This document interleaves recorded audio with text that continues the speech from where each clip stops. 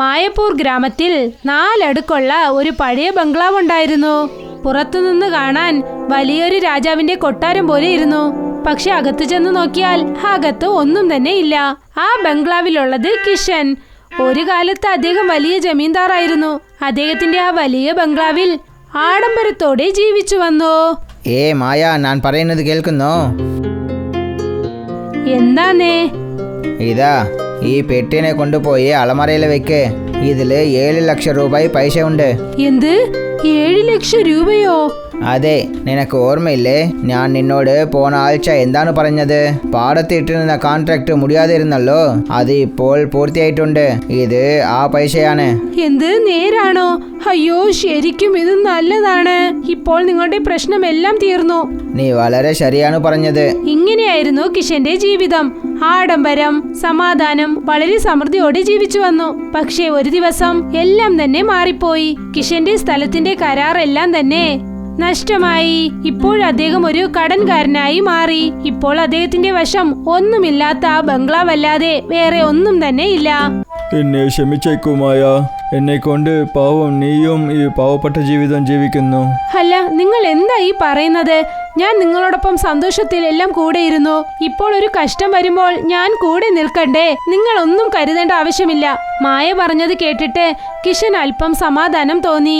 ഇപ്പോൾ വിധി എന്ന് വിഷമിക്കുന്നതിനേക്കാളും അത് അദ്ദേഹം അംഗീകരിക്കാൻ തുടങ്ങി. ഇപ്പോൾ തന്റെ കുടുംബം പോറ്റാനായി കിഷൻ ഒരു കൺസ്ട്രക്ഷൻ സൈറ്റിൽ പണി ചെയ്യാൻ തുടങ്ങി.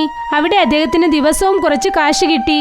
അതുപയോഗിച്ച് അവർ തന്റെ കുടുംബം നടത്തി വന്നു. പക്ഷെ ആ കാശ് അവർ രണ്ടുപേർക്കും തികഞ്ഞില്ല. മായ, ഇവിടെ നോക്ക്, ദീപാവലി വരാൻ പോകുന്നത്. ഈ പ്രാവശ്യം ഏത് സ്വീറ്റാണ് ചെയ്യാൻ പോകുന്നത്?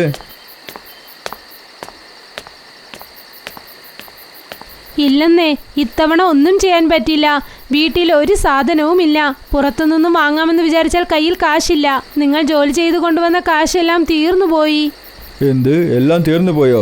അയ്യോ ദൈവമേ, നാളെ ഞാൻ ജോലിക്ക് പോകാനായിട്ട് പൈസയ്ക്ക് എങ്ങോട്ടാ പോകുന്നത്?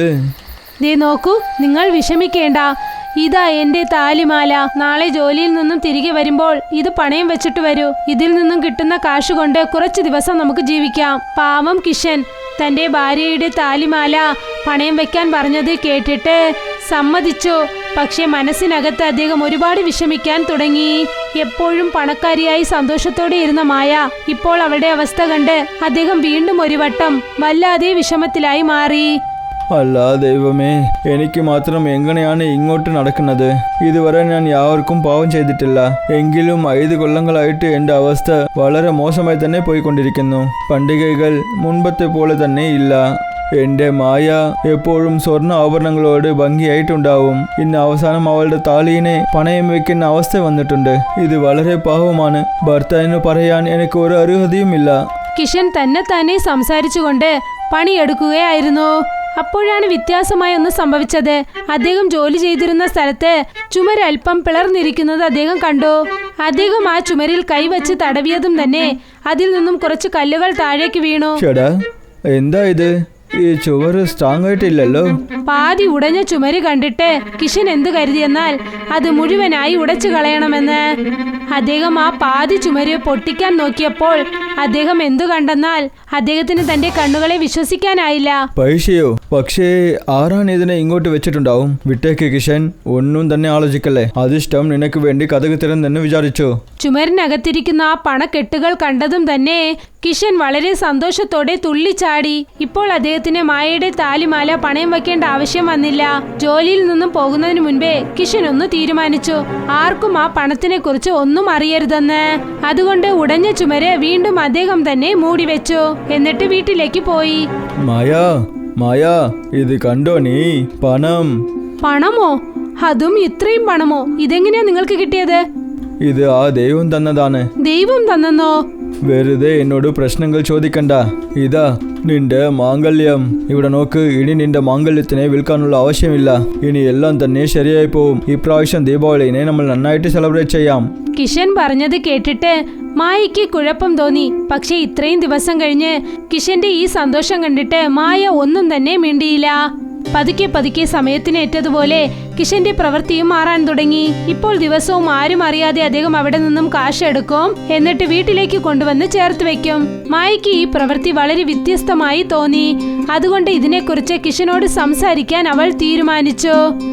ദേ നോക്കൂ, പറയൂ. നിങ്ങൾ ദിവസവും ഇത്രയും കാശ് എവിടെ നിന്നാ കൊണ്ടുവരുന്നത്? ചേട്ടാ, ഞാൻ പറഞ്ഞല്ലേ ഇതെല്ലാം ദൈവം തന്നതാണ്.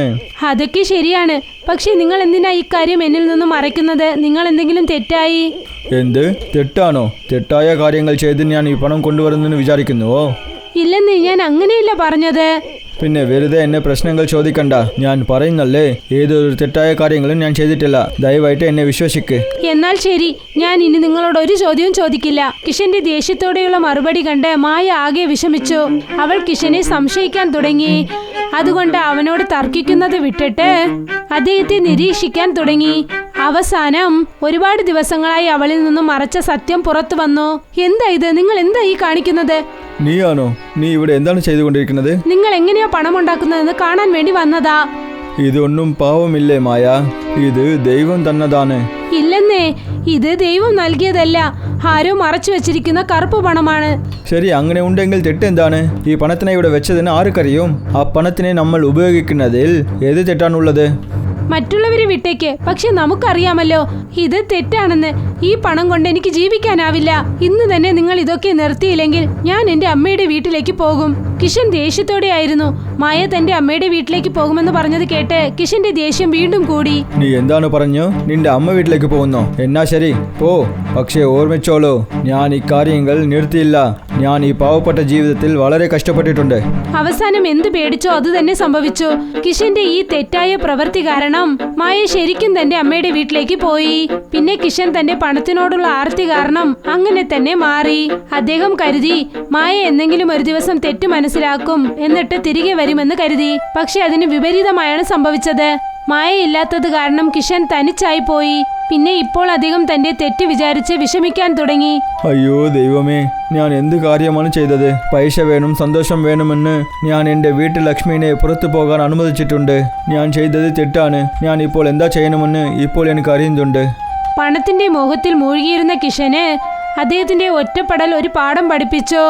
അദ്ദേഹത്തിന് ഇപ്പോൾ ഒരു കാര്യം മനസ്സിലായി. പണത്തിനേക്കാളും വില ഉയർന്നത് തന്റെ കൂടെയുള്ളവരാണെന്ന്. അവരെ നമ്മൾ നഷ്ടപ്പെടുത്തിയാൽ എത്ര പണമുണ്ടെങ്കിലും ഇല്ലെങ്കിലും ഒരിക്കലും സന്തോഷത്തോടെ ജീവിക്കാനാവില്ലെന്ന്. ഇത് ആലോചിച്ചിട്ട് കിഷൻ തന്റെ മായയെ വിളിക്കാനായി അവളുടെ വീട്ടിലേക്ക് ചെന്നു. അല്ല, നിങ്ങളിവിടെ? അതെ മായ, എന്നെ ക്ഷമിച്ചേക്ക്. ഞാൻ നിന്നോട് വളരെ തെറ്റായിട്ട് പ്രവർത്തിച്ചു. എനിക്ക് ഇനി ആ പണം ആവശ്യമില്ല. എനിക്ക് നീ മാത്രമാണ് വേണ്ടത്. എനിക്ക് സന്തോഷമുള്ള ജീവിതമാണ് വേണ്ടത്. ഇതാണ് മായയുടെയും കിഷന്റെയും ജീവിതത്തിന്റെ സന്തോഷമായ അവസാനം. ഇപ്പോൾ രണ്ടുപേരും തന്റെ ചെറിയ കുടിലിൽ ദാരിദ്ര്യത്തിൽ പോലും സ്നേഹത്തോടെയും സന്തോഷത്തോടെയും അവർ ജീവിച്ചു.